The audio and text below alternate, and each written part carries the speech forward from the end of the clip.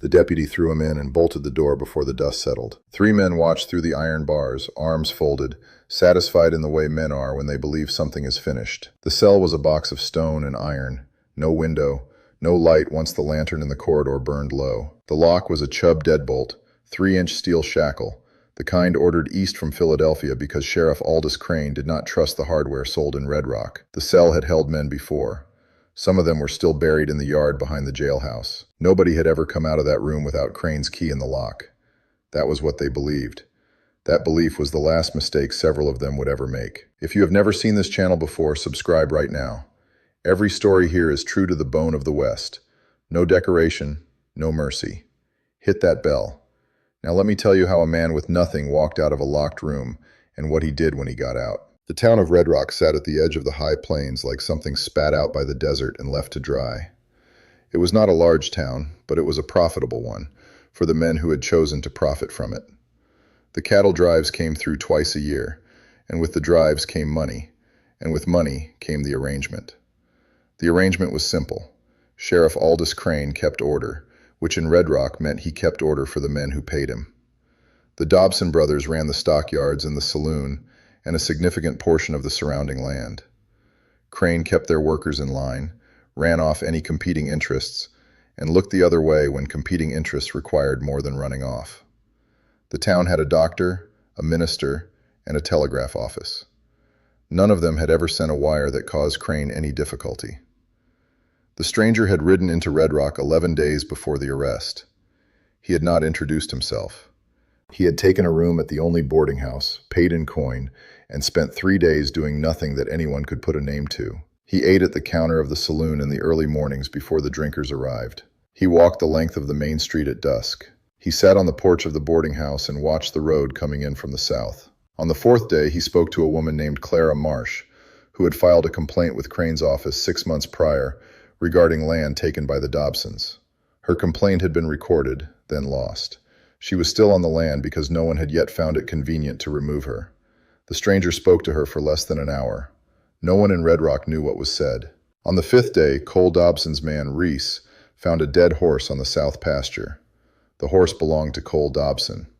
It had been ridden hard and left to fall, which was the kind of thing men did when they were in a hurry and did not care about horses. Reese could not say whose horse it had been before it was Dobson's, but he noticed the brand had been altered recently. The alteration was precise. Whoever had done it knew brands. Cole Dobson sent for Crane. What happened between the 6th and the 10th day was a series of events that Red Rock would discuss for some years after, in the careful, vague way that people discuss things they are not fully prepared to name. A Dobson ledger went missing from the safe in the stockyard office. A deputy named Fitch refused to come to work on the morning of the 8th day and left town before noon. A man named Harlow, who had worked enforcement for the Dobsons for 3 years, was found sitting in the church on the morning of the 9th day. He was not injured. He was, however, sitting very still, and the minister reported that Harlow did not look like a man who had chosen to sit in a church. He looked like a man who had been strongly persuaded. Harlow would not say by whom.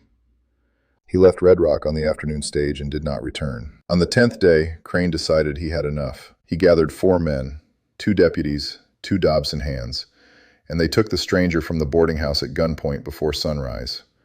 The stranger did not resist. He stood up from the bed when Crane entered the room, dressed, and walked out ahead of them without being asked. Crane found that unsettling but said nothing about it. The stranger was searched carefully. He carried a Colt single-action army, a folding knife with a 4-inch blade, $12 in coin, a length of wire no longer than a man's hand, a small whetstone, 3 matches wrapped in oilcloth, and a folded piece of paper. Crane took everything. He looked at the paper. It was a hand-drawn map of the area around Red Rock, detailed and accurate, with several locations marked in a clean, small hand. Crane put the paper in his coat pocket and did not show it to the Dobsons. He put the stranger in the stone cell, turned the Chubb lock, and pocketed the key. The cell was 10 feet by 8 feet. The walls were fitted stone, mortared and solid, the kind of construction that had been meant to last. The floor was packed earth covered with flat sandstone slabs. The ceiling was timber and board, low enough that a tall man could not stand straight in the center of the room. There was no window. There was an iron door with a small barred viewport, 6 inches by 4 inches, positioned at eye level. The door was set in a stone frame with iron straps bolted through the masonry. The hinges were on the outside. The lock mechanism was embedded in the door itself, the keyhole on the exterior face only. There was a cot along one wall, a pine frame with a rope lattice and a single blanket. There was a tin bucket in the corner. There was nothing else. The corridor outside held a single oil lantern on a wall bracket. The lantern would burn for 4 to 5 hours before going out. After that, the cell would be completely dark. Crane stood at the viewport for a moment after locking the door. The stranger stood in the center of the cell and looked back at him. He did not speak. He did not appear agitated. Crane left. The deputy, a young man named Arlo, who had been in Crane's employ for 8 months, stayed in the corridor. He had orders to check the viewport every 30 minutes. He was also carrying a shotgun, which Crane had insisted upon despite the fact that the man inside had no weapons and could not reach the door from where he stood. The stranger sat on the cot and waited for his eyes to adjust. There was very little to adjust to. The lantern in the corridor pushed a thin line of light through the bars of the viewport, enough to separate shadow from darkness, but not enough to read by. He sat still for a time that was neither short nor long, and listened to the sounds the building made. Old wood settles differently from new wood. Stone holds heat in a particular way. The stranger had been in enough enclosed spaces to read a room by its sounds and its temperature the way other men read signposts on a road. He was not panicking. He was not calculating escape in the frantic way that trapped men do. He was simply present in the space and attending to it. The rope on the cot was sisal, dry from the climate, roughly 3/4 inch diameter. Each strand of a rope that size contained several dozen fibers twisted together. The cot frame was pine, not green timber, dried and seasoned, which meant it had weight, but also brittleness at the joints. The mortar between the stones of the wall was old lime mortar. In the high plains climate, old lime mortar does not age in the same way it does in wetter regions. It becomes dry and granular over time. The sandstone slabs on the floor were not fixed. They had been laid flat and level but not mortared down. There was variation in their thickness. 2 of them near the back wall were visibly thinner at their edges than the others. Arlo checked the viewport at what he estimated was 30 minutes. The stranger was sitting on the cot. He was not doing anything. Arlo went back to his chair in the corridor. He checked again at some point later and found the same.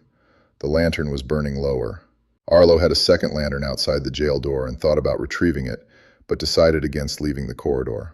At some point, without meaning to, he slept. What happened during the hours of darkness inside that cell was not witnessed by anyone. There is only what was found afterward, and what can be reasoned from it. The rope from the cot had been unwound from the frame, not cut. The sisal had been separated into strands, and the strands had been worked down to individual fibers. Some of those fibers had been twisted together in a specific configuration that produced a tool approximately the diameter of heavy wire and stiff enough to hold a shape under moderate pressure. The sandstone slab nearest the back wall had been moved, not far, perhaps 4 inches, exposing the packed earth beneath. The earth beneath had been disturbed to a depth of roughly 3 inches, across an area the size of a man's hand. What was retrieved from that area was not something left behind by previous occupants.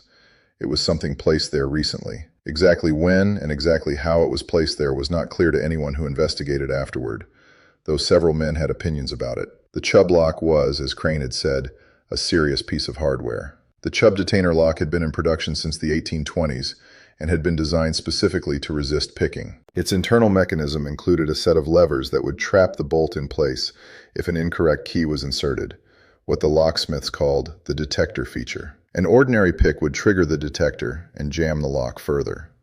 The lock was not, however, designed to resist someone who understood its mechanism precisely and had both the patience and the materials to address each lever independently and in the correct sequence. It was designed to resist criminals. It was not designed for this. The corridor outside was quiet when the lock opened. The door did not creak. The hinges were well oiled, which was something Crane had insisted on because he did not like doors that announced themselves. The stranger stepped into the corridor without haste. Arlo was asleep in his chair, head tilted back, shotgun across his lap. The stranger looked at him for a moment. He did not take the shotgun. He moved to the end of the corridor and into the front office. His belongings were in a wooden tray on Crane's desk. He took the Colt, the knife, the whetstone, the wire, and the matches. He left the $12. The map that Crane had taken was not in the tray. It was not on the desk. He looked in the desk drawers, which were unlocked, and found it in the second drawer beneath a stack of wanted circulars. He took it. He put on his coat, which had been hung on a peg beside the office door. He went out the front. The main street of Red Rock was empty. It was the hour before first light, when the darkness is absolute and the cold is at its deepest. His horse was not at the livery. He had expected that. He went to the livery anyway, on the east side of the street, and found it unguarded.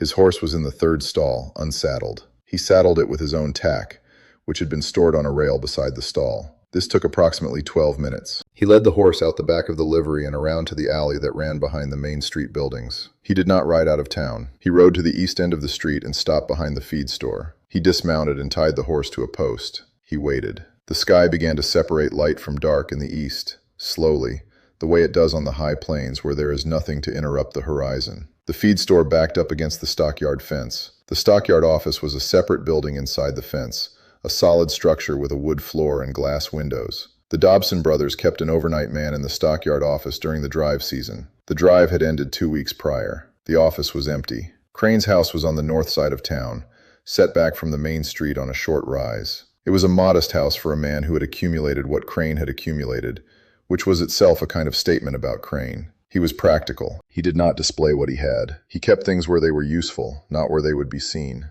He had been in law enforcement for 22 years in 3 territories.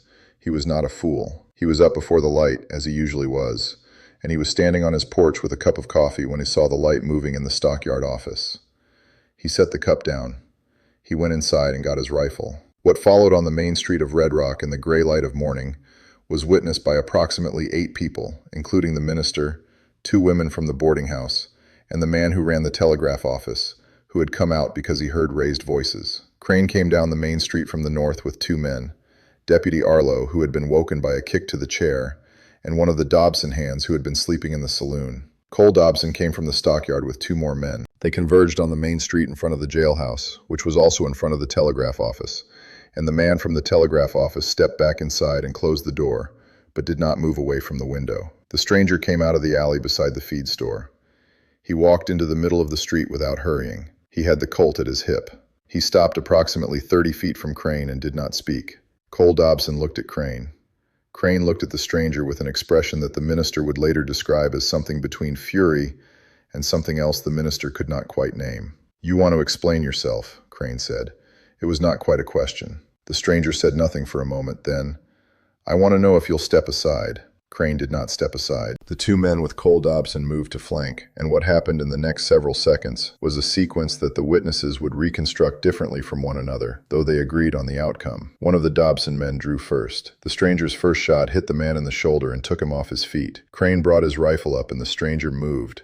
Not backward, not to cover, but to the side, which was not what Crane had anticipated. The second Dobson man cleared leather, and the stranger's second shot went through the man's right hand. Arlo did not fire. He had the shotgun, and he had the angle, but he did not fire. And afterward he could not explain why, except that the moment did not feel the way moments like that were supposed to feel. Cole Dobson was not a fighting man. He was a businessman who employed fighting men. When both of his men were on the ground, he took several steps backward and stopped. Crane held the rifle up for a long count. The stranger held the Colt at his side, not raised. He looked at Crane steadily. The street was very quiet. Crane lowered the rifle. It was not surrender. Not exactly. It was something a practical man does when the arithmetic shifts. "That ledger goes to the county seat," the stranger said. "And a copy of that map. What's marked on it?" Crane said nothing. "The Marsh property stays hers," the stranger said. Crane looked at Cole Dobson. Dobson was looking at the ground. The 2 wounded men were making sounds. Arlo was standing very still with the shotgun pointed at nothing in particular. The stranger did not wait for an answer.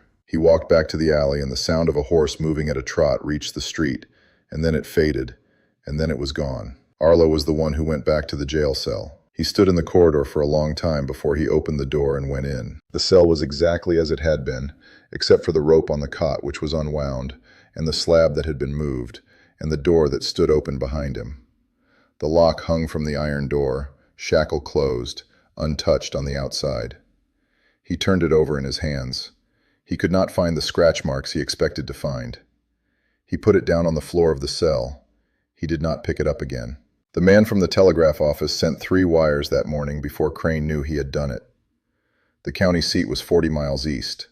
The circuit judge was in town 2 weeks later. Crane resigned before the judge arrived. Cole Dobson's brother left on the stage and did not come back. The ledger had been found in the stockyard office where someone had left it on the desk. Clara Marsh's land complaint was reviewed and resolved in her favor in the fall. She never knew the stranger's name. Nobody in Red Rock did. The cell with no window was used twice more in the following years, for a cattle thief and a card sharp respectively. Neither man escaped. The Chubb lock was replaced with a new one from the same manufacturer. The new locksmith noted, when he removed the old hardware, that the internal mechanism had been manipulated with unusual precision. The levers were worn in a pattern he had not seen before, each one addressed in sequence, without triggering the detector. He mentioned this to the deputy who had replaced Arlo, who had moved on to another county. The new deputy looked at the old lock and then put it on a shelf and did not think much more about it. Some things that happen in a place leave a mark in the hardware and the stone, long after the man who made them has gone where no one could follow. There was no window in that cell. There was no way out that any man looking at it could name.